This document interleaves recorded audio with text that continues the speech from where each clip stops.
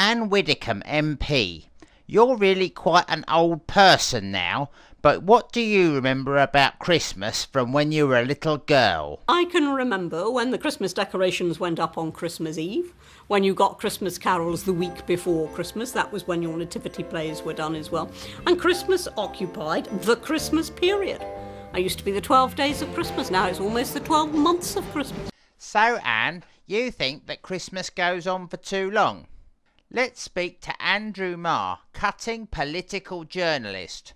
Who's to blame for this, Andrew? There's always a shop which tries to get in ahead of somebody else, and it's now back in September at least, and the stores are full of Christmas rubbish.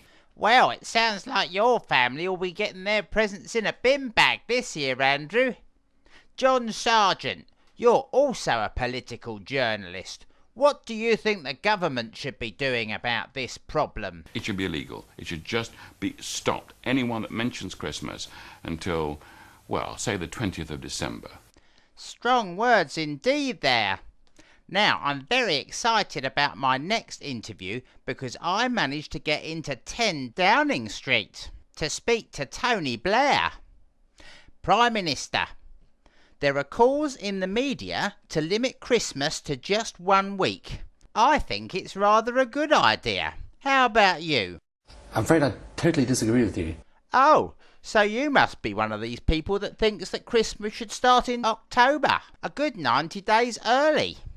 Shouldn't you be putting your foot down on this, Prime Minister, or have you lost your authority? Well, look, I've no doubt you guys will go on about my authority endlessly, but the issue on the particular point today is, what is the right thing to do? And the reason why I think that 90 days is right is for the reasons the police give. The police? What's it got to do with them? Still, I suppose they have to buy presents as well. I can just hear them on their walkie-talkies going, "Get me a new truncheon, Sarge, and I'll have a sandwich maker as well." You can't understand a word they're saying, can you? The one thing I have no patience with at all is people who say, oh, well, we just didn't quite understand what the police were saying. But they work such long hours over Christmas, Tony, that they're not always fully awake, are they? No, of course they're not. And neither have I ever suggested that simply if the police demand something, you do it. Of course not.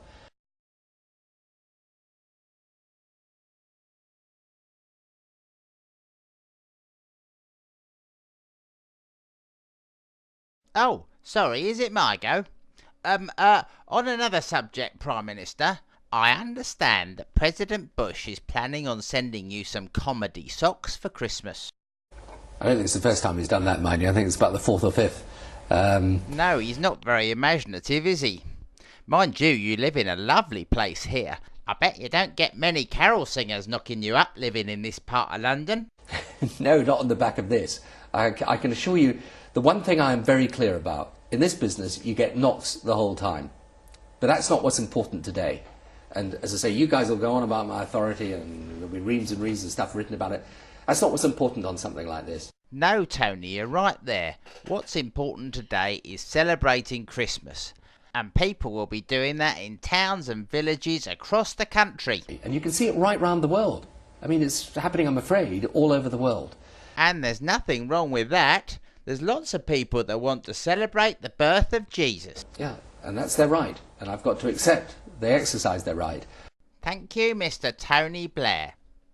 Now, just finally, we've got someone on the phone who's even more famous than the Prime Minister himself. Can you hear me, Lou and Andy? Now, Christmas is nearly here. Hello. It's the time when we celebrate the birth of the baby Jesus. Hello. And it's also the time when we give each other presents.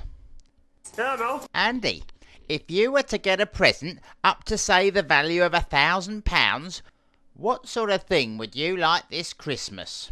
Come on, Andy, think £1,000. I'm gonna have to hurry you. Pint of milk. Would you like to try again? Carrot. And again? Mobile phone. Yes, that's the one.